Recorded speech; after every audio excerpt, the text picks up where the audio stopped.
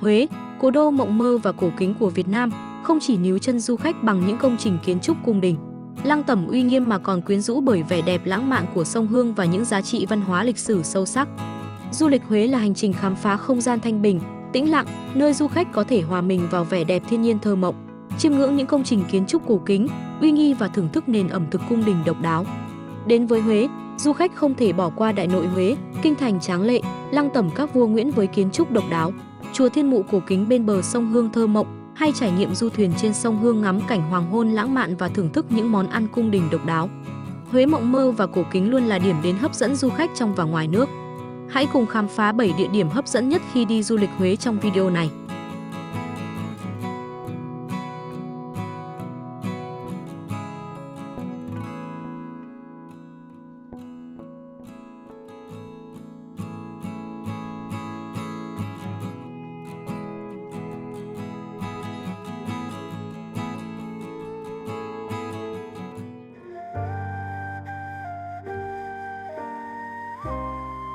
Chùa Thiên Mụ, ngôi chùa linh thiêng bậc nhất cố đô Huế hơn 400 năm tuổi. Khi đi du lịch Huế, du khách sẽ được trải nghiệm nơi lưu giữ trọn vẹn nhất cái hồn, cái sắc của nền văn hóa dân tộc. Trong đó, chùa Thiên Mụ Huế được ví như linh hồn của mảnh đất này. Chùa Thiên Mụ là một điểm check-in không thể bỏ qua khi ghé thăm mảnh đất cố đô này. Nào hãy cùng chúng tôi khám phá điều hấp dẫn và thú vị trong ngôi chùa thiêng liêng 400 năm tuổi này nhé. Chùa Thiên Mụ ở đâu? Chùa Thiên Mụ Huế còn được biết đến với tên gọi khác là chùa Linh Mụ, tọa lạc trên ngọn đồi Hạ Khuê, thuộc địa phận phường Kim Long, thành phố Huế, tỉnh Thừa Thiên Huế. Chùa nằm bên bờ bắc của sông Hương, cách trung tâm thành phố Huế khoảng 5 km về phía tây. Nơi đây sở hữu phong cảnh hữu tình, trở thành điểm dừng chân không thể bỏ qua của du khách mỗi khi ghé thăm đất cố đô. Theo sử sách ghi chép lại, chúa Nguyễn Hoàng, vị chúa đầu tiên của Đàng Trong là người có công xây dựng ngôi chùa này. Năm 1601, để chuẩn bị cho quá trình mở rộng bờ cõi, xây dựng Giang Sơn Cơ Đồ, chúa Nguyễn Hoàng đã cùng binh lính rong ruổi vó ngựa dọc hai bên bờ sông Hương. Ông bất chợt bắt gặp hình ảnh một ngọn đồi nhỏ nhô lên bên dòng sông xanh biếc, thế tựa con rồng quay đầu nhìn lại. Cùng lúc đó, người dân trong vùng truyền tai nhau câu chuyện về một bà lão mặc áo đỏ với khuôn mặt phúc hậu. Mỗi đêm bà đi lên đồi Hạ Khuê và nói với mọi người rằng tại đây sẽ có một vị chân chúa lập chùa để trấn giữ long mạch. Thấy ý tưởng của mình có sự tương thông với câu chuyện kể lại, Nguyễn Hoàng ngay lập tức cho quân lính xây dựng ngôi chùa trên đồi. Lúc này chùa được lấy tên gọi là Thiên Mụ Tự, tức bà mụ nhà trời. Theo dấu thời gian, chùa đã trải qua nhiều lần trùng tu. Trong đó, nổi bật nhất là cuộc trùng tu năm 1710 dưới triều đại của chúa Nguyễn Phúc Chu. Ông đã hoàn thiện và thay đổi nhiều kiến trúc chùa Thiên Mụ Huế. Đặc biệt, một quả đại hồng trung nặng hơn 2 tấn đã được đúc mới và đặt tại ngay điện Đại Hùng. Cho đến nay, chùa vẫn xứng danh là đệ nhất cổ tự, không chỉ là chốn tâm linh đơn thuần mà còn là thắng cảnh đẹp cố đô. Chùa Thiên Mụ Huế nằm bên bờ sông Hương thơ mộng, khoác lên mình vẻ đẹp yên bình, thanh tịnh. Đi từ xa, du khách đã thấy ngôi chùa cổ hiện lên với hình dáng của một chú rùa khổng lồ gánh trên lưng tòa tháp cổ kính. Ngôi chùa uy nghiêm soi bóng xuống dòng sông Hương trữ tình. Không gian nhuốm màu thi vị, đầy chất thơ mà không nơi nào có được. Bước đến đây, du khách như bước vào cõi tiên, thấy lòng thanh tịnh và an nhiên. Chùa Thiên Mụ Huế được bao phủ bởi những cây thông, cây cảnh và ao sen tinh tế. Hương sen ngan ngát lan tỏa khắp nơi. Bỏ lại mọi ồn ào, mệt mỏi bên ngoài, ở đây, du khách chỉ nghe tiếng bước chân chậm rãi, tiếng lá rơi nhẹ nhàng. Đôi lúc một tiếng chuông trong vắt, ngân nga, vang vọng, hay âm thanh của tiếng gỗ phát ra từ chiếc mõ nơi chánh điện. Tất cả tạo nên một không gian Phật Pháp uy nghiêm mà lắng đọng. Khung cảnh thơ mộng, thanh tịnh của nơi đây khiến du khách dừng chân vãn cảnh cứ muốn ở mãi không rời. Nghe kể câu chuyện thực hư những lời nguyền xoay quanh chùa Thiên Mụ. Quá trình hình thành và phát triển của chùa Thiên Mụ Huế gắn liền với rất nhiều sự tích thần bí được đời sau nhắc mãi. Trong đó nổi bật là câu chuyện oán tình duyên. Chuyện kể rằng, ở vùng đất đó có một đôi trai gái yêu nhau say đắm. Nhưng chớ trêu thay, tư tưởng thời đó không chấp nhận một chàng trai không có của nải, gia đình thấp hèn có thể kết hôn với con nhà tiểu thư khuê các. Đôi uyên ương này cũng trong hoàn cảnh như vậy. Do đó, tình yêu của họ không tránh khỏi sự phản đối quyết liệt từ gia đình nhà gái. Quá đau khổ cho số phận, cả hai đã cùng nhau gieo mình xuống dòng sông Hương. Cứ tưởng rằng sống không được cùng nhau thì chết cùng nhau, nhưng chỉ có chàng trai ra đi, còn cô gái thì trôi dạt vào bờ và được người dân cứu sống. Nỗi đau về tình yêu của cô gái gần được hàn gắn qua thời gian. Trong khi đó, chàng trai vẫn chờ đợi cô gái nơi Tử Nguyệt nhưng mãi không thấy. Chàng uất ức và nhập vào chùa Thiên Mụ. Từ đó về sau, Người ta truyền tai lời nguyền rằng bất kỳ cặp đôi yêu nhau nào tới đây đều sẽ không có kết cục tốt đẹp. Lời nguyền cho đến nay vẫn chưa được phá bỏ, khiến cho chùa thêm phần linh thiêng và huyền bí. Nhắc tới sự tích chùa Thiên Mụ Huế, trụ trì tại đây cho biết rằng, thực tế, đây là câu chuyện được thêu dệt để răn đe các cặp đôi yêu nhau lợi dụng góc khuất trong chùa để làm những chuyện ảnh hưởng đến sự tôn nghiêm và thanh tịnh. Vì vậy, lời nguyền này hoàn toàn không có thật. Tuy nhiên, cũng muốn nhắn nhủ tới mọi người khi đến tham quan cần có thái độ lịch sự, trang nghiêm để không làm mất đi hình ảnh và giá trị đẹp của chùa Thiên Mụ. Lưu ý khi đến chùa Thiên Mụ. Để chuyến đi của bạn thêm phần trọn vẹn, đừng quên những lưu ý dưới đây nhé. Trang phục. Khi đến thăm chùa Thiên Mụ Huế hay bất kể ngôi chùa nào, phong cách trang phục luôn đề cao sự nhã nhặn, kín đáo. Không nên mặc váy hoặc những bộ quần áo quá ngắn. Điều này thực sự kỳ cục khi bạn đến thăm một ngôi chùa. Ngoài ra, hãy lựa chọn màu sắc trang phục hợp với tông của chùa nhé, lên hình sẽ đẹp hơn nó. Lời nói. Với không gian trầm lắng, yên tĩnh, một vài tiếng cười đùa lớn tiếng sẽ biến bạn thành người thật lố bịch trong mắt những du khách khác. Vì vậy, hãy cố gắng giữ trật tự, đi đứng không chen lấn để đảm bảo sự tôn nghiêm nơi cửa Phật nhé. Mang theo nước. Trong chùa không có mở hàng quán hay các dịch vụ ăn uống. Vì vậy, bạn nên mang theo nước và một số đồ ăn nhẹ. Sau khi sử dụng, bạn nhớ vứt rác đúng nơi quy định nhé. Chùa Thiên Mụ Huế là điểm đến gây thương nhớ cho biết bao du khách thập phương mỗi lần ghé thăm. Nơi đây không chỉ hội tụ vẻ đẹp về kiến trúc, yếu tố lịch sử, phong cách mà còn được tô điểm bởi tính cách con người Huế, trầm mặc và kín đáo.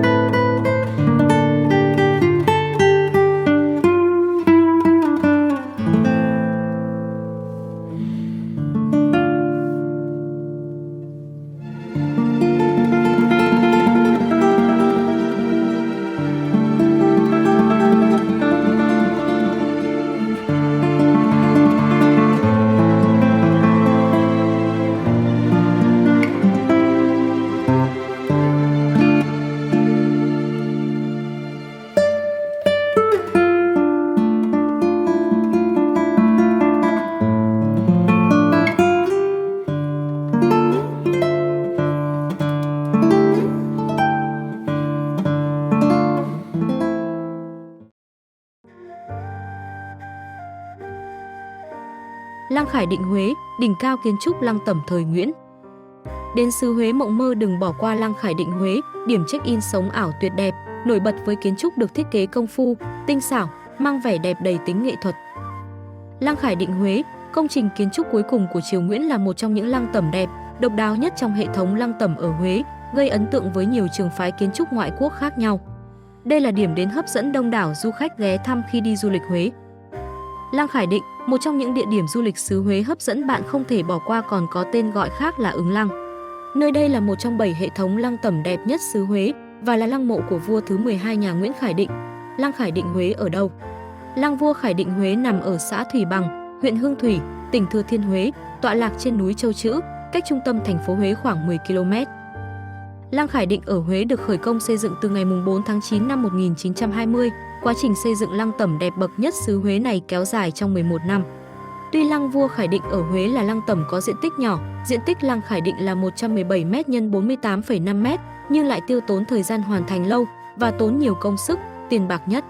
Lăng Khải Định là sự kết hợp tinh tế của kiến trúc, văn hóa Đông và Tây, được thiết kế công phu, tinh xảo, lộng lẫy. Lăng Khải Định Huế lưu giữ nhiều giá trị lịch sử, văn hóa, nghệ thuật, là minh chứng cho sự giao thoa văn hóa Việt Nam với các nước phương Tây nổi bật một thời. Tổng thể Lăng Khải Định Huế là một khối nổi hình chữ nhật, gồm có 127 bậc thang, qua 37 bậc đầu tiên là cổng tam quan, tiếp đến là nghi môn và sân bái đính, trên cao là 2 tầng sân, mỗi tầng cách nhau 13 bậc, cung Thiên Định nằm ở vị trí cao nhất. Lăng Khải Định có lối kiến trúc giao thoa hài hòa giữa phong cách Á, Âu, cổ điển và hiện đại. Ngoài ra, lăng tẩm triều Nguyễn này còn tọa lạc ở khu vực thiên nhiên phong phú, đa dạng, có núi đồi, khe suối bao quanh, tạo khung cảnh thiên nhiên hùng vĩ. Những điều này giúp cho Lăng Khải Định trở thành lăng tẩm độc đáo nhất trong các lăng mộ ở nước ta. Ghé thăm Lăng Khải Định Huế cần lưu ý những gì? Tham quan Lăng Khải Định Huế, bạn cần lưu ý độ dốc của các bậc tam cấp, được xây khá dốc nên khi di chuyển dễ bị mệt và dễ ngã, cần để ý để đảm bảo an toàn. Lăng Khải Định Huế được nhận định là một trong những điểm check-in sống ảo đẹp ở Huế, có nhiều góc ảnh đẹp, bạn nên tham khảo các góc ảnh đẹp trước khi đến lăng để có được những khung hình đẹp nhất. Trước khi tham quan Lăng Khải Định Huế, bạn nên tìm hiểu về cuộc đời của vua Khải Định trước để hiểu hơn về cuộc đời cũng như kiến trúc của lăng. Lưu ý điều chỉnh độ sáng của máy ảnh khi chụp hình bên trong Điện Khải Thành vì ở đó khá tối. Lăng Khải Định Huế là công trình kiến trúc nổi bật trong quần thể di tích Cố đô Huế, được nhận định là một trong những thành tựu rực rỡ nhất của nền kiến trúc cổ Việt Nam, là điểm đến hấp dẫn bạn không thể bỏ qua khi đi du lịch Huế.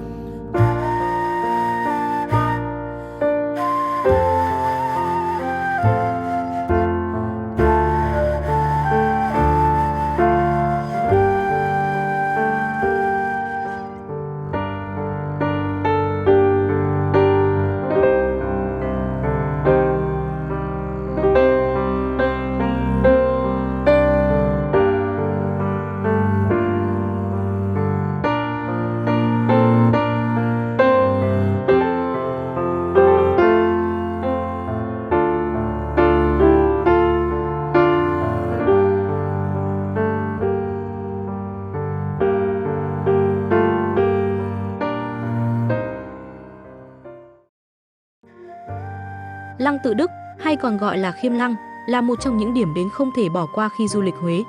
Nằm ẩn mình trong một thung lũng nhỏ ngoại ô thành phố, Lăng Tẩm này là nơi an nghỉ của vua Tự Đức và là một kiệt tác kiến trúc nghệ thuật của Việt Nam.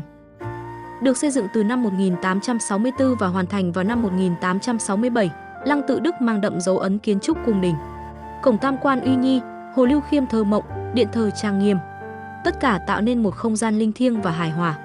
Mỗi chi tiết kiến trúc, mỗi bức phù điêu đều mang một ý nghĩa sâu sắc, phản ánh sự tài hoa của các nghệ nhân thời Nguyễn. Lăng Tự Đức không chỉ là nơi an nghỉ của vua Tự Đức mà còn là nơi quy tụ nhiều lăng mộ của các thành viên hoàng tộc khác như Lăng Lệ Thiên Anh Hoàng hậu, Khiêm Thọ Lăng. Lệ Thiên Anh Hoàng hậu là chính thất của vua Tự Đức. Lăng của bà nằm bên tả của Khiêm Lăng, Lăng Tự Đức, đối diện qua hồ Lưu Khiêm. Lăng vua Kiến Phúc, Bồi Lăng. Vua Kiến Phúc là con nuôi của vua Tự Đức. Lăng của ông nằm ở phía trái Khiêm Lăng. Lăng Kiến Phúc có quy mô khiêm tốn hơn so với các lăng khác trong quần thể. Vua Tự Đức, sinh năm 1829, mất năm 1883, tên thật là Nguyễn Phúc Hồng Nhậm, là vị vua thứ tư và trị vì lâu nhất của nhà Nguyễn, 36 năm, từ năm 1847 đến 1883. Ông được biết đến là một vị vua tài năng, đa tài, để lại nhiều dấu ấn sâu sắc trong lịch sử Việt Nam. Khi đến thăm Lăng Tự Đức, du khách không chỉ được chiêm ngưỡng kiến trúc độc đáo của Lăng Tẩm mà còn có cơ hội tìm hiểu về lịch sử, văn hóa của triều Nguyễn và những câu chuyện tình cảm gia đình trong hoàng tộc. Lăng Tự Đức là một quần thể kiến trúc đồ sộ và tinh xảo, là một trong những điểm đến hấp dẫn nhất khi du lịch Huế. Với kiến trúc độc đáo, hài hòa với thiên nhiên, Lăng Tự Đức được UNESCO công nhận là di sản văn hóa thế giới. Lăng Tự Đức được chia thành hai khu vực chính, khu Tẩm Điện và khu Lăng Mộ, với gần 50 công trình lớn nhỏ. Mỗi công trình đều mang một ý nghĩa riêng và góp phần tạo nên vẻ đẹp độc đáo của Lăng Tẩm này.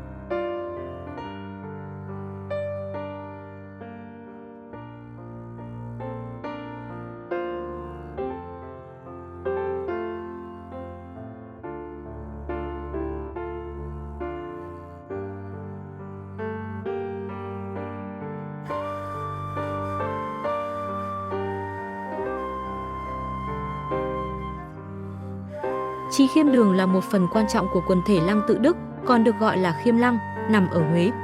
Đây là miếu thờ các phi tần của vua Tự Đức và các vua tiền nhiệm. Qua khỏi cửa Vũ Khiêm và miếu thờ Sơn Thần là khu điện thờ. Men theo lối đi lát gạch bát tràng uốn lượn mềm mại là Chí Khiêm Đường. Khu vực này có khuôn viên hẹp, qua thời gian đã bị xuống cấp và ngày nay đã được trùng tu, tôn tạo khang trang. Kiến trúc của Chí Khiêm Đường mang đậm phong cách truyền thống Việt Nam với các chi tiết chạm khắc tinh xảo và bố cục hài hòa. Nơi đây không chỉ là một công trình kiến trúc mà còn là một phần của lịch sử và văn hóa Việt Nam, ghi dấu ấn của một thời kỳ hoàng kim của triều Nguyễn.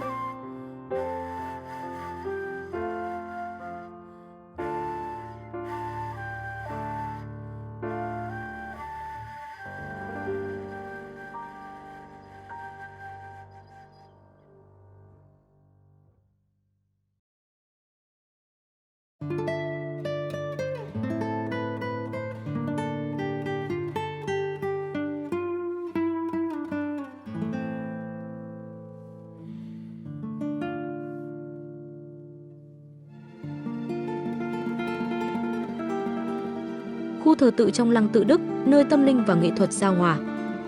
Lăng Tự Đức, hay còn gọi là Khiêm Lăng, là một trong những công trình kiến trúc đồ sộ và tráng lệ nhất của các vị vua nhà Nguyễn.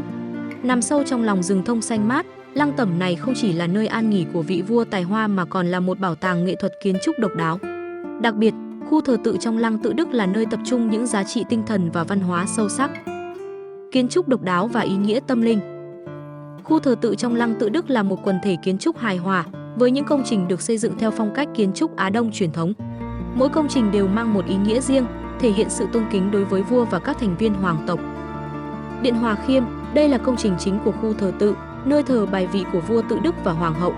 Kiến trúc của Điện Hòa Khiêm vô cùng uy nghiêm và tráng lệ, với hệ thống cột, kèo, vì kèo được chạm khắc tinh xảo. Điện Lương Khiêm nằm phía sau Điện Hòa Khiêm. Đây là nơi trước đây vua nghỉ ngơi và sau này được dùng để thờ vong linh của Thái hậu Từ Dũ. Trí Khiêm Đường, nơi thờ các bà vợ của vua Tự Đức. Pháp Khiêm Vu, lễ Khiêm Vu dành cho các quan văn võ theo hầu vua.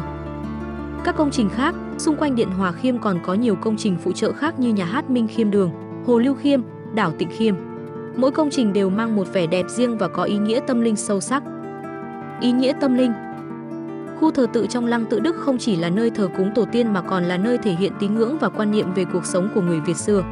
Các nghi lễ tế tự được tổ chức thường xuyên tại đây nhằm thể hiện lòng thành kính và cầu mong sự bình an, thịnh vượng. Giá trị lịch sử và văn hóa. Khu thờ tự trong lăng Tự Đức là một minh chứng sinh động cho sự phát triển của nghệ thuật kiến trúc và điêu khắc Việt Nam thời Nguyễn. Các hoa văn, họa tiết trang trí trên các công trình kiến trúc đều mang đậm dấu ấn của nghệ thuật dân gian Việt Nam. Khu thờ tự trong lăng Tự Đức là một trong những điểm đến hấp dẫn đối với du khách khi đến Huế. Nơi đây không chỉ là một di tích lịch sử văn hóa quý giá mà còn là một không gian tâm linh thanh tịnh, giúp du khách tìm hiểu về văn hóa truyền thống của người Việt.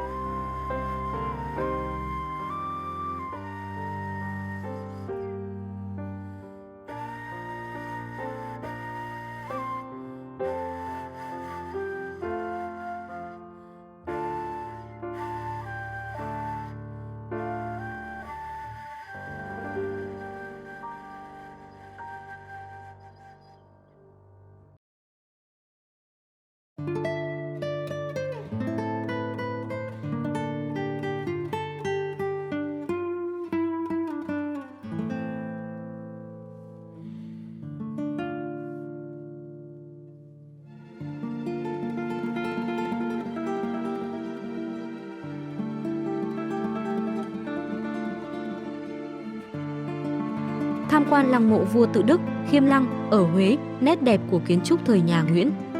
Vị hoàng đế thứ tư của triều Nguyễn, vua Tự Đức đã sớm chọn cho mình nơi yên nghỉ cuối cùng tọa lạc ở một vị trí đặc biệt, bao quanh là các rừng thông rộng lớn, các đảo và hồ nhỏ.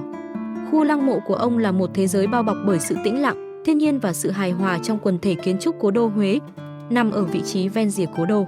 Lăng Tự Đức là một di sản văn hóa đặc biệt của Việt Nam và có thể coi là khu mộ đẹp nhất và toàn vẹn nhất trong số 7 khu lăng mộ của các vị vua nhà Nguyễn. Lăng vua Tự Đức được xem là một trong 4 lăng tẩm đẹp nhất chốn cố đô, được UNESCO công nhận là di sản văn hóa thế giới.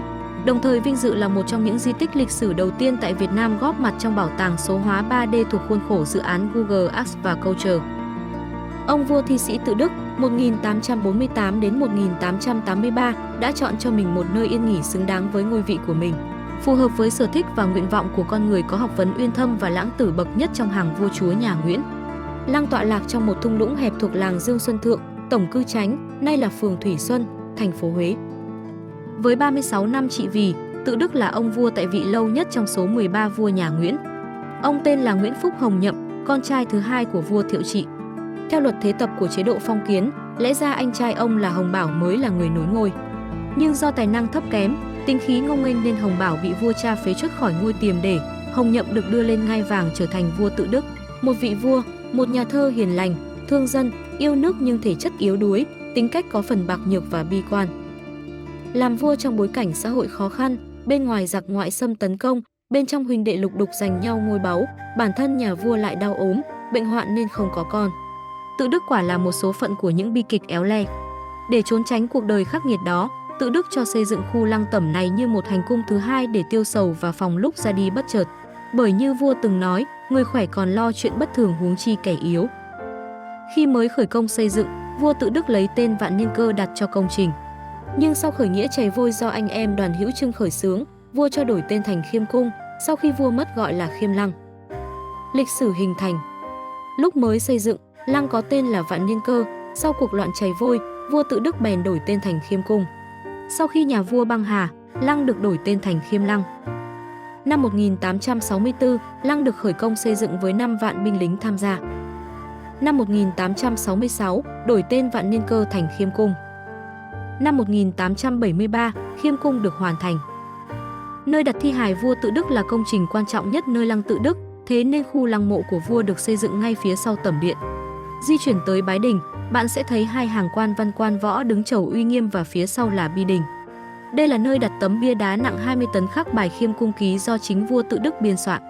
Toàn bộ bài văn dài 4.935 chữ là bản tự thuật của ông về cuộc đời và công lẫn tội trước lịch sử. Ông tự nhận tội mình, không sáng suốt trong việc biết người, ấy là của ta, dùng người không đúng chỗ, cũng là tội của ta, hàng trăm việc không làm được, đều là tội của ta cả. Trong bài văn, ông cũng nhắc đến những rủi ro, bệnh tật và nỗi niềm của mình khi còn tại thế. Phía sau bi đình là Bửu Thành được xây hoàn toàn bằng gạch nằm trên Tiểu Khiêm Trì. Chính giữa là nơi an nghỉ của vị vua tài hoa và có tâm hồn thi sĩ cùng học vấn uyên thâm bậc nhất triều Nguyễn. Trải qua bao thăng trầm của lịch sử, lăng Tự Đức vẫn ở đấy như một minh chứng rõ nét nhất về một thời lẫy lừng của vị vua uyên bác, thâm sâu ngày trước. Tương tự những công trình cổ kính khác tại Huế, lăng Tự Đức hệt bức tranh cổ kính phảng phất dư vị hoài cổ nhưng vẫn quyến rũ và hấp dẫn đến lạ. Nếu có dịp về cố đô vào một ngày nắng đẹp, nhất định phải ghé thăm lăng Tự Đức bạn nhé.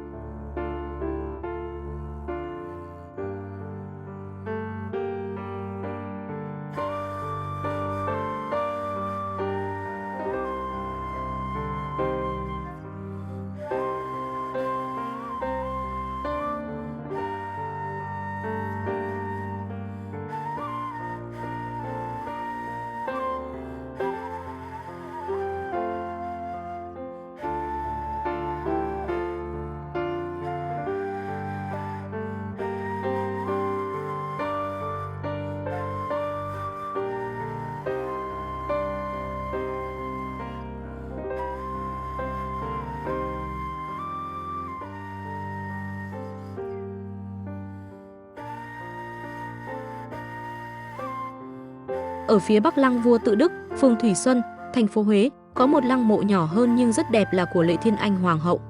Lăng mộ của bà tên là Khiêm Thọ Lăng, có 4 tầng nền, 3 tầng dưới là khoảng sân rộng, tầng trên cùng là nơi đặt mộ phần. Hoàng hậu Lệ Thiên Anh tên thật là Vũ Thị Duyên, sinh vào tháng 5, năm Mậu Tý, Minh Mạng thứ 9, 1828, tại làng Hòa Luật, Tổng Thủy Liên, nay là xã Cam Thủy, huyện Lệ Thủy, tỉnh Quảng Bình. Cha là Ngự Tiền Đại Thần Thái tử Thái Bảo Đông các đại học sĩ Vũ Xuân Cần. Mẹ là Trần Thị, tên Thụy là Trinh Từ, được phong Lệ Quốc nhất phẩm phu nhân. Năm Thiệu Trị thứ 3, 1843, bà được tuyển vào cung hầu Hồng Nhậm, vua Tự Đức sau này, ở Tiềm Đế, nhà riêng. Hồng Nhậm là hoàng tử thứ 2 của vua Thiệu Trị với bà Từ Dũ, nghi thiên chương hoàng hậu. Bà Từ Dũ là người thông hiểu kinh sử, được con dâu Vũ Thị Duyên nết na, hiền thục, ham học hỏi nên đem lòng yêu quý. Năm 1847, Hồng Nhậm lên ngôi lấy niên hiệu Tự Đức, phong bà làm cung tần. Tháng 4 năm 1883, bà Vũ Thị Duyên, trang ý Thái Hoàng Thái hậu qua đời, thọ 75 tuổi, được an táng ở Vạn Vạn Niên bên tả Khiêm Thọ Lăng Tự Đức. Dực tôn Lệ Thiên Anh Hoàng hậu từ thân phận cung nữ, Cẩn Phi, Thuần Phi, Trung Phi rồi Hoàng Quý Phi, suốt 36 năm giúp Tự Đức trị vì, luôn để lại tiếng thơm cho muôn đời con cháu. Khi Tự Đức mất, di chiếu tôn làm hoàng hậu nhiều lần bà không nhận, nhưng vì đức độ, một lòng với xã tắc mà các vị vua về sau tôn xưng bà từ hoàng hậu lên Hoàng Thái hậu rồi Thái Hoàng Thái hậu.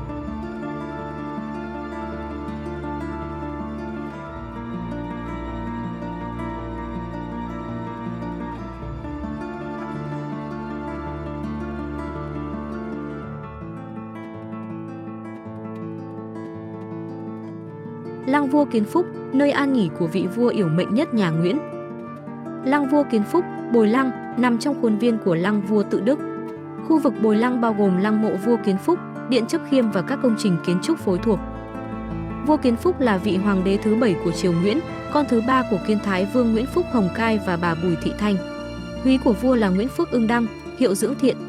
Vua Kiến Phúc sinh ngày 12 tháng 2 năm 1869, lên ngôi ngày 2 tháng 12 năm 1883, tuy nhiên tại vị được 8 tháng thì băng hà vào ngày 31 tháng 7 năm 1884, được truy tôn miếu hiệu là Giản Tông Nghị Hoàng đế. Kiến Phúc là vị vua yểu mệnh nhất của triều đại nhà Nguyễn, lúc băng hà chỉ mới 15 tuổi.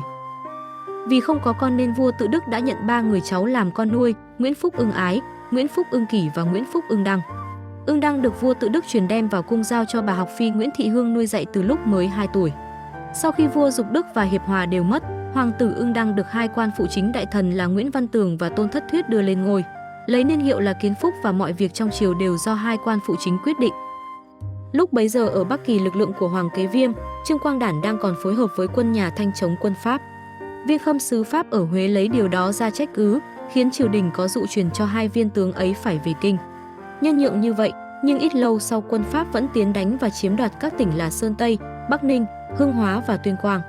Đến ngày 6 tháng 6 năm 1884, đại diện Pháp Jules Paternoster ký tờ hòa ước mới với triều đình nhà Nguyễn. Đó là Hòa ước Giáp Thân năm 1884, công nhận sự bảo hộ của Pháp và chia nước Việt Nam ra làm 3 kỳ, đó là Nam Kỳ, Trung Kỳ và Bắc Kỳ với 3 chế độ cai trị khác nhau. Trong khi đất nước gặp nhiều rối ren như vậy thì vua Kiến Phúc băng hà. Vị trí lăng Vua Kiến Phúc. Tất cả công trình của lăng Vua Kiến Phúc cùng nằm trên một quả đồi, nguyên là nơi hóng mát và ngắm cảnh của vua Tự Đức. Đến năm 1884, khi vua Kiến Phúc băng hà, triều đình mới cho làm lăng này, nằm bên trái Chấp Khiêm Điện, và đưa thi hài của nhà vua đến đây an táng. Chấp Khiêm Điện vốn là nhà đọc sách của vua Tự Đức, được làm theo kiểu nhà kép trùng lương trùng thiềm nhưng kiểu thức rất đơn giản. Sau khi vua Tự Đức băng hà, nơi đây trở thành điện thờ bài vị vua Kiến Phúc. Phía sau Chấp Khiêm Điện là vị trí của Di Khiêm Lâu, có lối kiến trúc rất giống Minh Lâu ở lăng Minh Mạng, là nơi nhà vua đến ngắm cảnh, hóng mát. Rất tiếc công trình hiện nay chỉ còn nền móng. Lăng Vua Tự Đức không chỉ là nơi chứng kiến những trăn trở của vị vua trị vì đất nước lâu nhất trong lịch sử triều đại, từ năm 1848 đến 1883, mà còn phải chứng kiến sự kiện bi thương nhất của triều Nguyễn, khi thi hài của vua Tự Đức an táng chưa đầy 1 năm, ngày 30 tháng 12 năm 1883, tức ngày 2 tháng 12 năm Quý Mùi, triều đình lại tiếp tục chọn đất làm huyệt mộ để an táng tiếp vị vua thứ 2 trong khu vực này. Đó là vua Kiến Phúc, ngày 1 tháng 10 năm 1884, tức ngày 13 tháng 8 năm Giáp Thân, và cho tu sửa điện Chấp Khiêm làm nơi thờ tự. Cũng trong thời gian ấy, xã hội Việt Nam, triều đình Huế trải qua một giai đoạn khủng hoảng trầm trọng khi chỉ trong vòng 4 tháng từ tháng 6 đến tháng 10 năm Quý Mùi, 1883, lần lượt có đến 3 vị vua ngồi lên ngai vàng để rồi rơi vào kết cục bi thảm.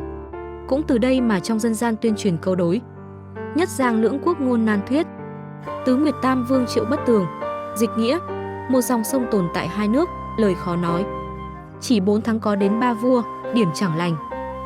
Lăng vua Kiến Phúc nằm nhỏ gọn trong một khu vực phía sau, bên trái của lăng mộ vua Tự Đức. Vì công trình lăng này không có gì đặc biệt nên cũng không mấy du khách biết đến. Chỉ một vài du khách muốn tìm hiểu lịch sử Huế, lịch sử các vị vua Nguyễn mới ghé đến nơi đây.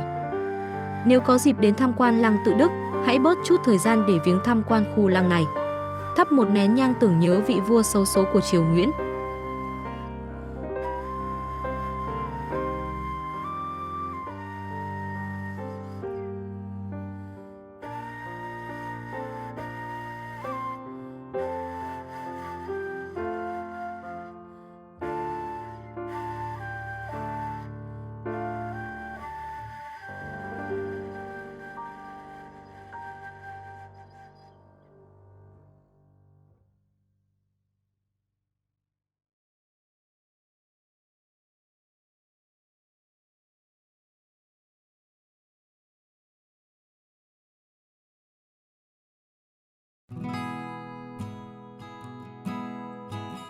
Làng hương Thủy Xuân được biết đến với nghề làm hương truyền thống lâu đời ở xứ Huế.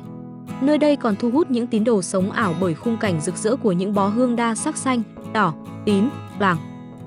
Nằm ẩn mình bên dòng sông hương thơ mộng, làng hương Thủy Xuân ở Huế như một bức tranh thủy mặc thanh tao. Một tuyệt tác nghệ thuật được tạo nên bởi bàn tay khéo léo của người thợ thủ công và sự kỳ diệu của thiên nhiên. Nơi đây, hương sắc của trầm, của nụ, của hoa lan, của trầm hương, của gốm sứ và cả của con người hòa quyện vào nhau, tạo nên một bản hòa ca độc đáo, một dấu ấn văn hóa đặc trưng của cố đô. Làng hương Trầm Thủy Xuân là một trong những địa điểm du lịch Huế nổi tiếng mà hầu như mọi du khách đều dừng chân ghé thăm. Địa chỉ làng hương Thủy Xuân nằm trên con đường Huyền Trân Công Chúa, gần đôi Vọng Cảnh Huế, lăng Tự Đức, cách trung tâm thành phố Huế 7 km về hướng Tây Nam. Theo lời kể của những nghệ nhân tại làng hương Thủy Xuân Huế, nghề làm hương đã xuất hiện tại đây từ khoảng 700 năm trước dưới thời nhà Nguyễn. Xưa kia, làng là nơi cung cấp hương cho triều đình, phủ quan và người dân trong vùng Thuận Hóa, Phú Xuân. Dù đã trải qua rất nhiều biến động thời gian nhưng làng hương Huế này vẫn tiếp tục được lưu giữ và phát triển. Từng thế hệ cha truyền con nối thay nhau làm nên những cây hương trầm thơm ngát, phục vụ đời sống tâm linh của người dân địa phương cũng như ngoài tỉnh. Sản phẩm ở làng không chỉ cung cấp cho các chợ địa phương như chợ Đông Ba, chợ An Cựu, mà còn được xuất đi nhiều tỉnh thành với các phân khúc sản phẩm khác nhau.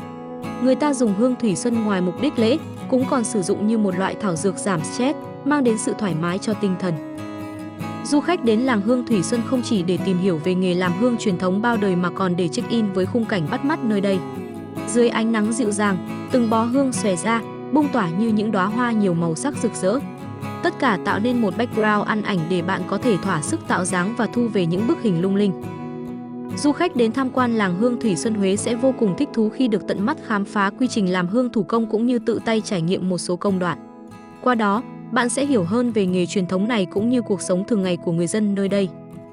Làng hương Thủy Xuân ngoài là nơi sản xuất hương còn kết hợp bày bán các sản phẩm du lịch, lưu niệm. Bạn có thể dạo quanh các cửa hàng và chọn mua các mặt hàng như quạt, đồ thổ cẩm, tranh sơn dầu, mang đậm sắc màu cố đô về làm quà lưu niệm cho người thân, bạn bè cũng rất ý nghĩa. Bên cạnh việc tham quan làng hương Thủy Xuân, du khách nên ghé thăm các địa điểm du lịch nổi tiếng khác trong nội đô như đồi Thiên An Huế, Lăng Minh Mạng Huế, cầu Tràng Tiền. Làng hương Thủy Xuân không những là nơi lưu giữ nghề cổ truyền mang đậm nét văn hóa dân tộc mà còn là địa điểm check-in lý tưởng. Nếu bạn đang có kế hoạch du lịch Huế thì đừng quên lưu ngay vào sổ tay điểm dừng chân đặc sắc này bạn nhé.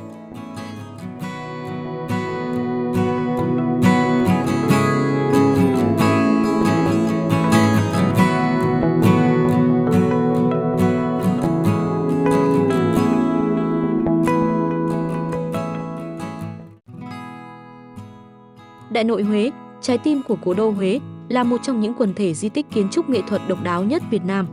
Nơi đây không chỉ là một công trình kiến trúc đồ sộ mà còn là nơi lưu giữ những giá trị văn hóa, lịch sử vô giá của dân tộc Việt Nam. Được xây dựng từ đầu thế kỷ 19 dưới thời vua Gia Long, Đại Nội Huế là một thành trì kiên cố, bao bọc bởi hệ thống hào nước và tường thành vững chắc. Nơi đây từng là trung tâm chính trị, hành chính của triều đình nhà Nguyễn, chứng kiến biết bao thăng trầm của lịch sử. Kiến trúc của Đại Nội Huế mang đậm dấu ấn của nghệ thuật xây dựng cung đình Á Đông, kết hợp hài hòa giữa các yếu tố tự nhiên và nhân tạo. Bước vào Đại Nội Huế, du khách sẽ được chiêm ngưỡng những công trình kiến trúc đồ sộ và tinh xảo như Ngọ Môn, Điện Thái Hòa, Thế Miếu, Điện Kiến Trung. Mỗi công trình đều mang một ý nghĩa riêng, thể hiện sự uy nghiêm và quyền lực của vương triều. Ngọ Môn, cổng chính của Đại Nội, là biểu tượng của quyền lực hoàng gia. Điện Thái Hòa, nơi vua ngự triều, là nơi diễn ra các nghi lễ quan trọng của triều đình. Thế Miếu là nơi thờ cúng các vị vua tổ, thể hiện lòng thành kính của con cháu đối với tổ tiên. Không chỉ có giá trị về kiến trúc, Đại Nội Huế còn là nơi lưu giữ những giá trị văn hóa tinh thần sâu sắc. Nơi đây là chứng nhân lịch sử của một thời kỳ hoàng kim của dân tộc Việt Nam, là nơi hội tụ tinh hoa của nghệ thuật, văn học, âm nhạc. Các lễ hội truyền thống như lễ Tết Nguyên đán, lễ khai đàn đã từng được tổ chức long trọng tại đây, tạo nên một không gian văn hóa đặc sắc. Đại Nội Huế không chỉ là một di sản văn hóa quốc gia mà còn là một di sản văn hóa thế giới. Năm 1993, quần thể di tích Cố đô Huế, trong đó có Đại Nội, đã được UNESCO công nhận là di sản văn hóa thế giới. Điều này khẳng định giá trị toàn cầu của di sản này. Ngày nay, Đại Nội Huế không chỉ là một điểm đến du lịch hấp dẫn mà còn là một nơi để nghiên cứu, học tập về lịch sử và văn hóa Việt Nam. Việc bảo tồn và phát huy giá trị của Đại Nội Huế là trách nhiệm của mỗi người dân Việt Nam.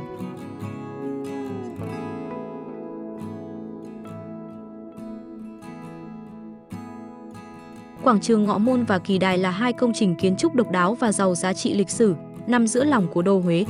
Cùng với nhau, chúng tạo nên một không gian rộng lớn, nơi diễn ra nhiều sự kiện quan trọng của triều đình nhà Nguyễn và là điểm đến thu hút du khách hiện nay. Quảng trường Ngọ Môn, nằm giữa Ngọ Môn và Kỳ Đài, là trung tâm của các hoạt động lễ hội và sinh hoạt của người dân. Đây là nơi tổ chức các cuộc đại lễ quan trọng của triều đình nhà Nguyễn như lễ truyền lô, lễ ban sóc, lễ duyệt binh. Quảng trường có kiến trúc mở, tạo không gian rộng lớn, thoáng đáng. Hiện nay, đây là nơi tổ chức các kỳ festival Huế, là địa điểm vui chơi, thả diều của người dân. Kỳ Đài nằm phía sau quảng trường Ngọ Môn. Được xây dựng vào thế kỷ 19, Kỳ Đài là nơi cắm cờ của triều đình nhà Nguyễn. Có kiến trúc độc đáo với cột cờ cao 52,81 m, là cột cờ cao nhất Việt Nam. Là biểu tượng của quyền lực và sự thống nhất của đất nước. Quảng trường Ngọ Môn và Kỳ Đài cùng nhau tạo nên một quần thể kiến trúc độc đáo, phản ánh vẻ đẹp và sự uy nghiêm của cố đô Huế. Khi đến Huế, du khách không thể bỏ qua cơ hội khám phá và chiêm ngưỡng vẻ đẹp của hai công trình này. Quảng trường Ngọ Môn và Kỳ Đài không chỉ là những công trình kiến trúc mà còn mang ý nghĩa văn hóa sâu sắc.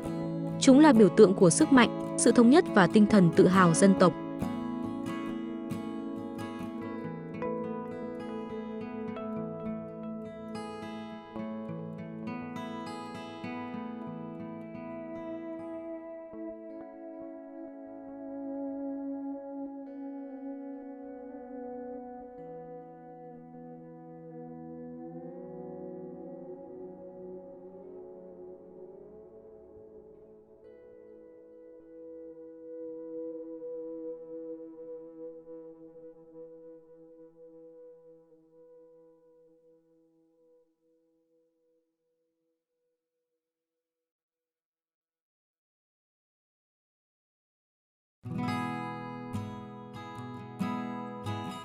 Cổng Ngọ Môn Huế và lầu Ngũ Phụng, di sản kiến trúc dưới triều Nguyễn.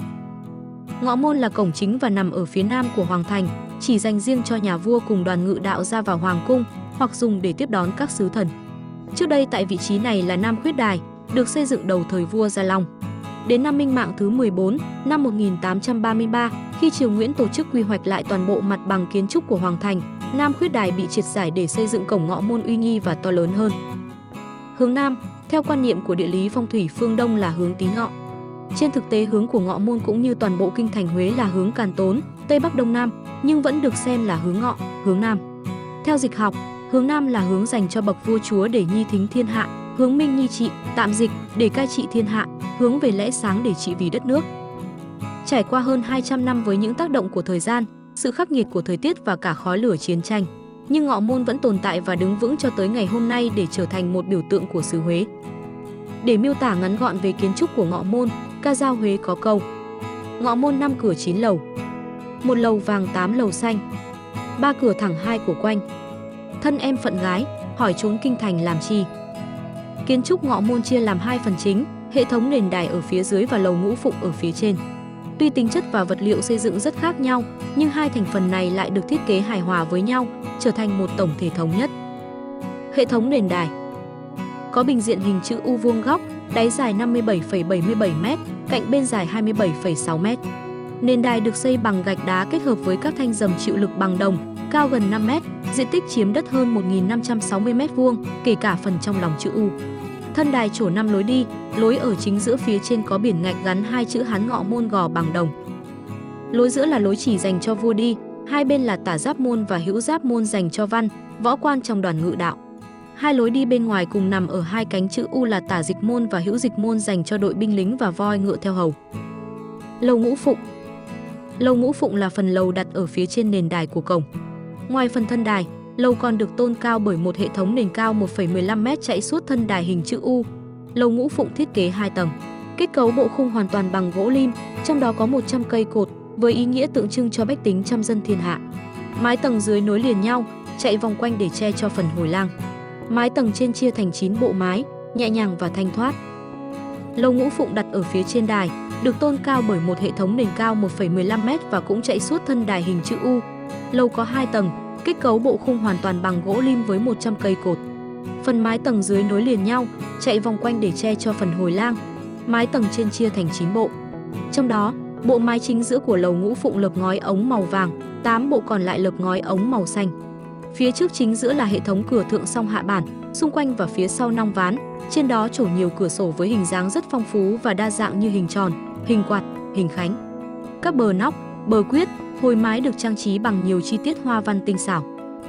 Ngọ Môn là công trình kiến trúc tiêu biểu nhất dưới thời Nguyễn. Đây không chỉ có chức năng là cổng ra vào, mà còn được xem như một lễ đài.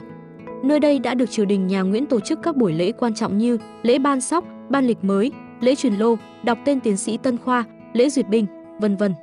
Đặc biệt vào ngày 30 tháng 8 năm 1945, Hoàng đế Bảo Đại đã lên lầu Ngũ Phụng cửa Ngọ Môn để đọc chiếu thoái vị và trao ấn kiếm cho chính phủ lâm thời Việt Nam, trở thành công dân của nước Việt Nam Dân Chủ Cộng Hòa. Trong thời khắc chuyển giao lịch sử đó, 21 quả đại bác vang dội trên kỳ đài Huế, lá cờ vàng của Nam Triều được kéo xuống để lá cờ đỏ sao vàng tung bay dưới sự chứng kiến của hàng vạn người dân Huế. Chấm dứt 143 năm tồn tại của triều Nguyễn, khép lại chế độ phong kiến trong lịch sử Việt Nam. Ngày nay khi đến thăm Hoàng cung, ngoài việc được chiêm ngưỡng vẻ đồ sộ của thành trì cố đô, còn được chứng kiến nghi lễ đổi gác vào lúc 9 giờ đến 9 giờ 30 phút sáng hàng ngày tại cổng Ngọ Môn. Đây là một trong những nghi thức xưa được Trung tâm Bảo tồn Di tích Cố đô Huế tổ chức tái hiện dưới hình thức cảnh tượng hóa nhằm làm sống lại không gian của di sản, đồng thời giúp du khách hình dung về một nghi thức xưa trong nhiều hoạt động của triều Nguyễn. Và một điểm đặc biệt mà trước nay không có đó là hiện tại du khách đã được leo lên tham quan lầu Ngũ Phụng để tham quan. Đứng từ lầu Ngũ Phụng chúng ta sẽ nhìn được bao quát hơn tổng thể Đại Nội Huế.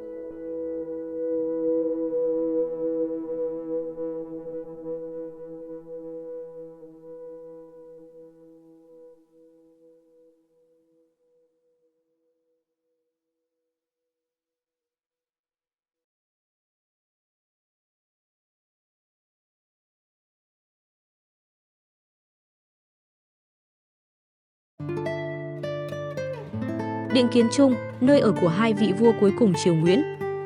Sau hơn 70 năm tồn tại dưới hình hài của một phế tích, mùa xuân năm Giáp Thìn 2024, Điện Kiến Trung, một trong 5 công trình kiến trúc lớn nằm trên trục thần đạo trong Tử Cấm thành Huế, và cũng chính là nơi làm việc và sinh hoạt của hai vị vua cuối cùng của triều Nguyễn đã được trả lại dáng vẻ bề thế, lộng lẫy như xưa để tiếp tục kể những câu chuyện thú vị về nội cung nhà Nguyễn và các sự kiện mang dấu ấn lịch sử của nước nhà.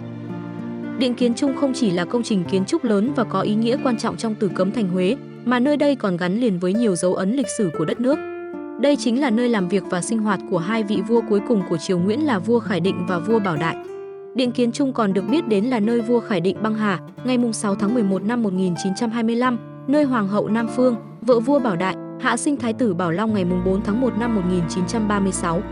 Đặc biệt, đây cũng chính là nơi chứng kiến một sự kiện mang tính lịch sử. Đó là vào ngày 29 tháng 8 năm 1945, chính tại nơi đây vua Bảo Đại đã có cuộc tiếp xúc đầu tiên với phái đoàn chính phủ lâm thời nước Việt Nam Dân Chủ Cộng Hòa để họp bàn việc thoái vị.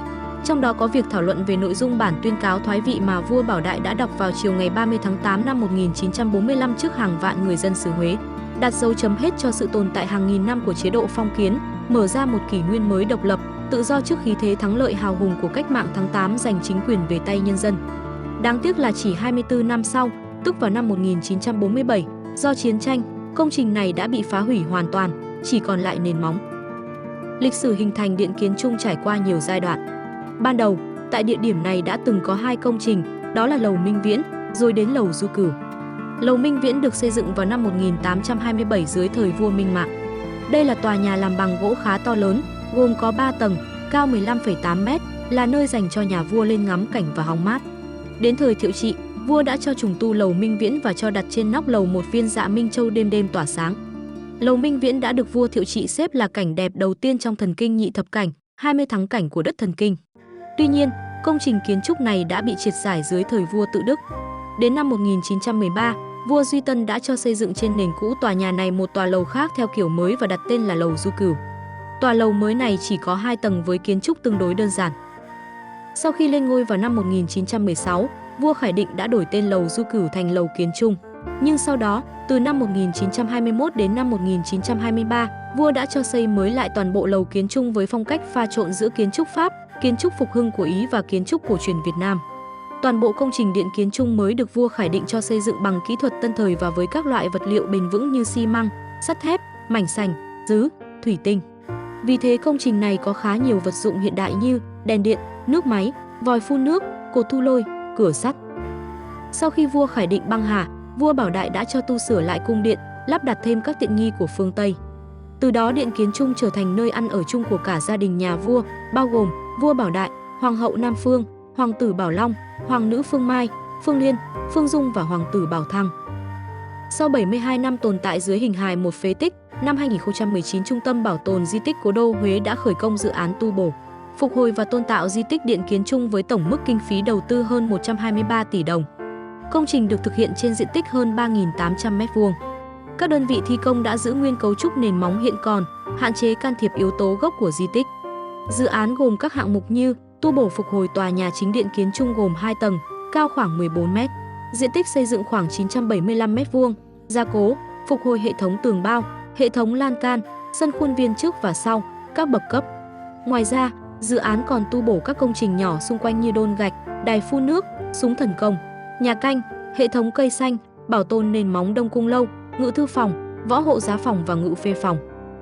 Sau 5 năm phục hồi và tôn tạo, di tích Điện Kiến Trung đã hoàn thiện và chính thức đưa vào khai thác, giới thiệu đến nhân dân và du khách nhân dịp Tết Giáp Thìn năm 2024. Theo các chuyên gia, bên cạnh những giá trị lịch sử, Điện Kiến Trung còn mang những giá trị to lớn về kiến trúc và mỹ thuật vì nó có đầy đủ những đặc điểm của một công trình phong cách Đông Dương, đặc biệt là nghệ thuật khảm sành sứ đặc trưng tạo nên diện mạo tiêu biểu cho kiến trúc cung đình triều Nguyễn. Với những giá trị kiến trúc, lịch sử độc đáo, kể từ khi mở cửa cho khách tham quan nay, Điện Kiến Trung đã thu hút hàng vạn người dân, du khách trong và ngoài nước đến tham quan, trải nghiệm không gian văn hóa hoàng gia nhà Nguyễn.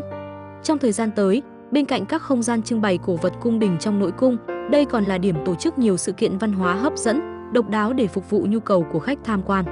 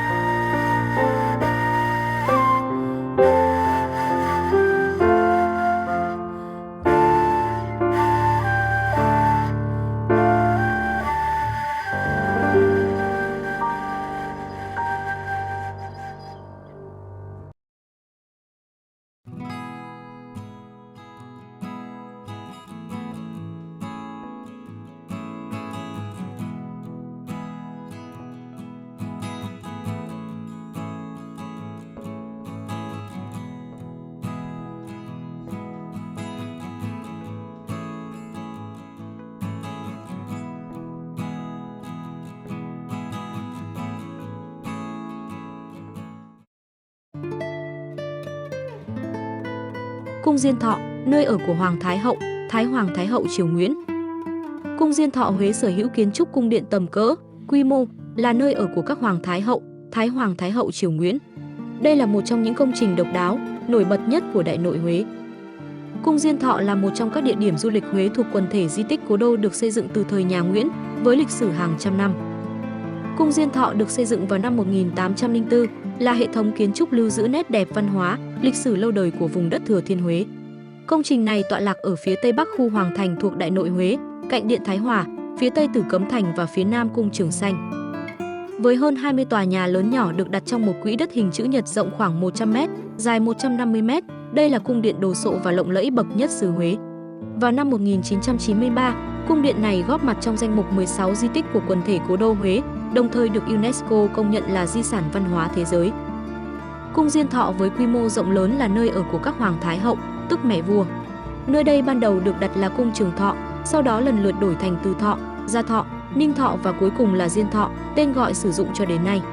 Tuy nhiều lần trải qua sự thay đổi cả về cấu trúc lẫn danh xưng nhưng vai trò của cung điện vẫn được giữ nguyên so với mục đích xây dựng. Đó là thể hiện đạo hiếu của các vị vua triều Nguyễn với đấng sinh thành tôn kính. Trải qua các triều đại nhà Nguyễn, Cung Diên Thọ có những sự thay đổi về cấu trúc nhưng chức năng vẫn là nơi ở, sinh hoạt thường ngày của các Hoàng Thái Hậu. Vua Gia Long chính là người đã xây dựng Cung Trường Thọ làm nơi ở cho Vương Thái Hậu, thay thế hậu điện vào tháng 4 năm 1804. Vào đời vua Minh Mạng, ông đã xây cung Từ Thọ ngay trong khuôn viên của Cung Trường Thọ để làm nơi an dưỡng cho Thuận Thiên Cao Hoàng Thái Hậu Trần Thị Đang. Cung Từ Thọ được vua Tự Đức tháo dỡ toàn bộ và xây dựng thành Cung Gia Thọ vào tháng 2 năm 1849 để làm nơi ở cho Từ Dụ Hoàng Thái Hậu. Đến đời vua Thành Thái, công trình kiến trúc này được đổi tên thành Cung Ninh Thọ và thuộc quyền sở hữu của Từ Dụ Hoàng Thái Hậu, mẹ vua Tự Đức, sau đó là Từ Minh Huệ Hoàng hậu, mẹ vua Thành Thái. Đến đời vua Khải Định, Cung Ninh Thọ được trùng tu, sửa chữa và đổi tên lần cuối là Diên Thọ, trở thành nơi ở của Phụ Thiên Thuần Hoàng hậu. Các công trình tiêu biểu ở Cung Diên Thọ. Chính điện của Cung Diên Thọ. Tòa chính điện nằm ở trung tâm Cung Diên Thọ được xây bằng gạch và gỗ sơn đen. Công trình có quy mô đồ sộ với diện tích khoảng 960 m², được chạm trổ tinh xảo, tỉ mỉ theo phong cách kiến trúc dưới thời vua Gia Long. Tuy đã trải qua hàng trăm năm nhưng nội thất của chính điện vẫn được giữ nguyên vẹn, trong đó có bức Hoành Phi Diên Thọ cung cùng 8 bức tranh gương vô cùng giá trị. Nhà tả trà và lầu Tịnh Minh. Bên cạnh tòa chính điện là nhà tả trà, nơi tiếp đãi khách đến yết kiến các Hoàng Thái Hậu đương thời. Công trình có tổng cộng 3 gian, hai trái được xây bằng gạch và gỗ là những vật liệu đậm chất Á Đông. Cách nhà tả trà một khoảng sân rộng, đối diện với tòa chính điện là lầu Tịnh Minh. Đây là công trình được xây vào thời vua Bảo Đại với đường nét mang hơi hướng kiến trúc Tây phương. Khương Ninh Các. Công trình Khương Ninh Các được xây dựng để thờ Phật và phục vụ nhu cầu tín ngưỡng của các Hoàng Thái Hậu và hậu cung lúc bấy giờ. Tòa nhà gồm 2 tầng được làm bằng gỗ, sở hữu kiến trúc vô cùng cân đối, hài hòa. Đây là công trình kiến trúc hiếm hoi nằm trong khuôn viên biệt lập, ngăn cách với bên ngoài bởi dãy tường khép kín. Tạ Trường Du. Nằm ở phía đông chính điện Cung Diên Thọ là Tạ Trường Du, công trình được thiết kế theo kiểu nhà giường truyền thống của Huế, gồm 1 gian và 4 trái. Nơi đây có mái ngói lưu ly phủ men xanh, nền lát gạch hoa, vách gỗ và nội thất chạm khắc vô cùng tinh xảo. Không gian được bao quanh bởi hồ sen và cây cối xanh tươi của Tạ Trường Du là nơi nghỉ ngơi, thư giãn của các Hoàng Thái Hậu thời xưa. Các tiểu công trình khác. Tuy theo thời gian, một số công trình phụ trong Cung Diên Thọ đã bị phá hủy và chỉ còn lại nền móng. Nhưng song song đó, dưới nỗ lực bảo tồn của địa phương, nơi đây vẫn giữ vẹn nguyên nét đẹp uy nghiêm, cổ kính với nhiều tiểu công trình ấn tượng. Điển hình như dãy tường cao bao quanh khuôn viên, bức bình phong dài làm bằng gạch, hành lang nối các tòa nhà, chiếc giếng hình vuông. Tất cả đều góp phần tái hiện bức tranh lịch sử Việt Nam từ hàng trăm năm về trước. Thời điểm lý tưởng để đến Cung Diên Thọ. Thông thường, các bạn có kinh nghiệm du lịch Huế thường chọn đến đây trong khoảng thời gian từ tháng 9 đến tháng 4 hàng năm, khi thời tiết vào độ đẹp nhất cho các hoạt động ngoài trời.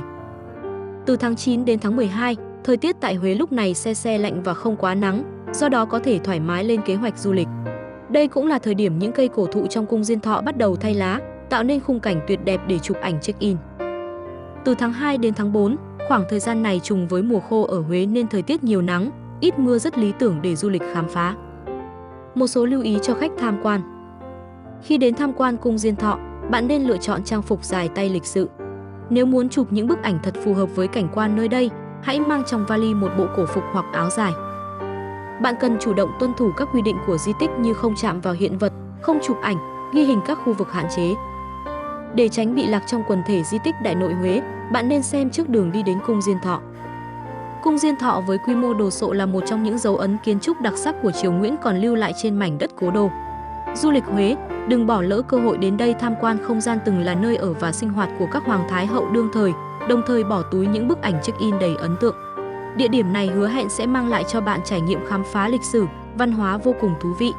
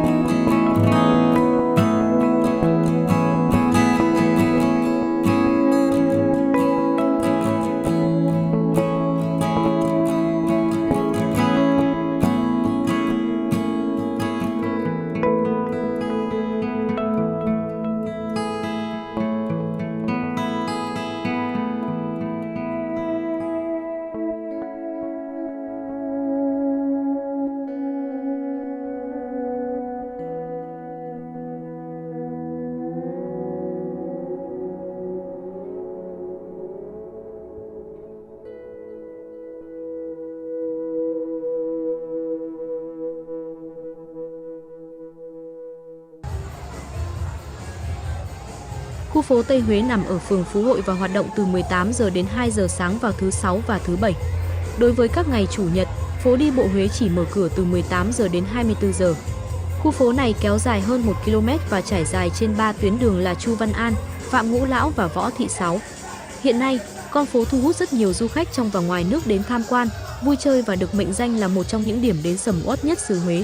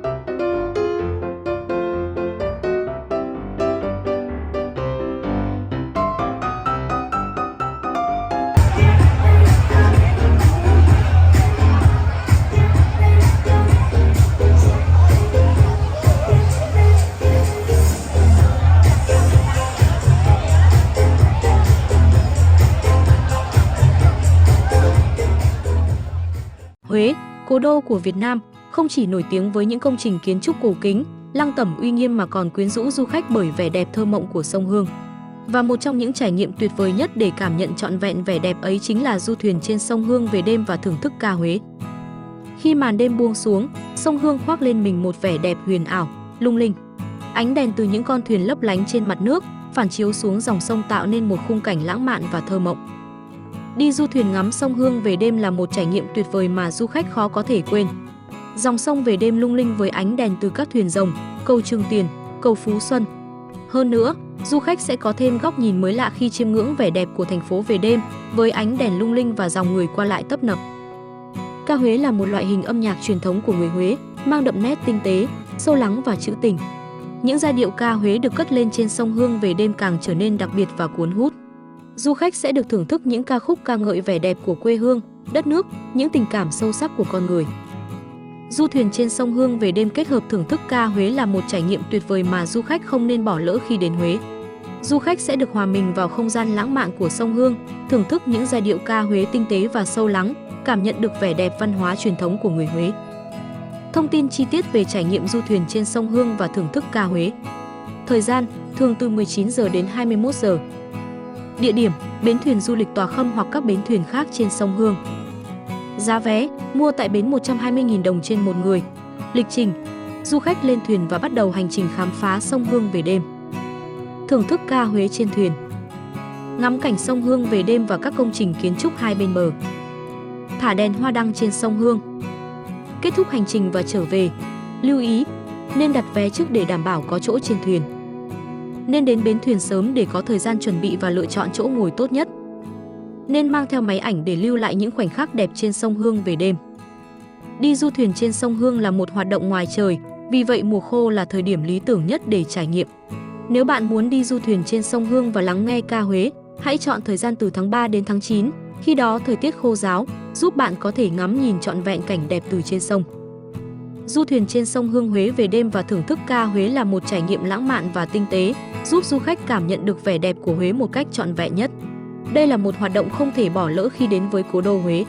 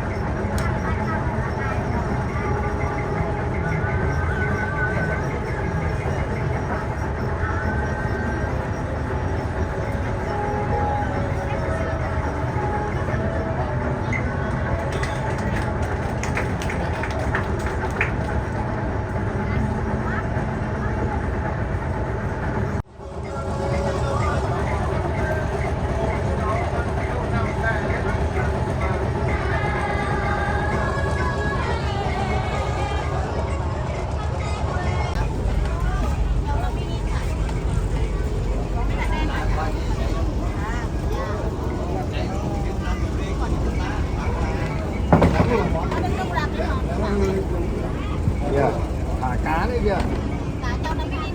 Đây, đây, thả nhưng mà không ai chụp ảnh thế này.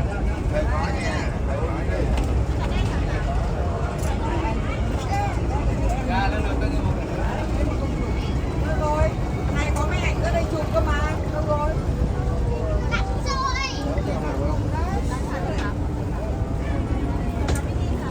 Anh ơi, cứ ngồi đây, anh ngồi cùng anh em. Cùng gì đâu? Anh Sơn sao nào? Đó.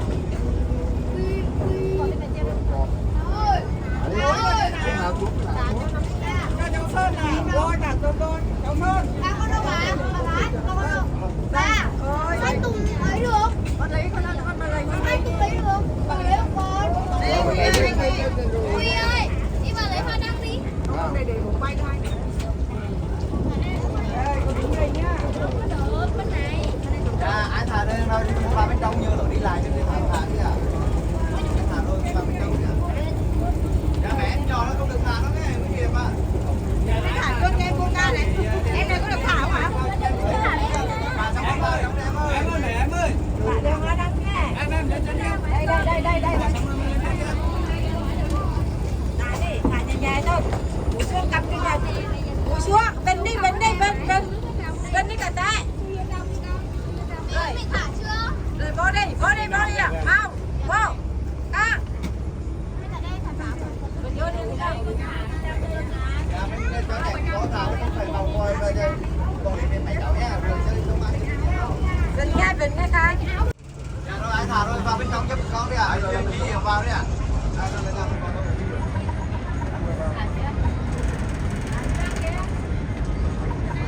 Cú là thả rồi, thả lại mình pha đấy.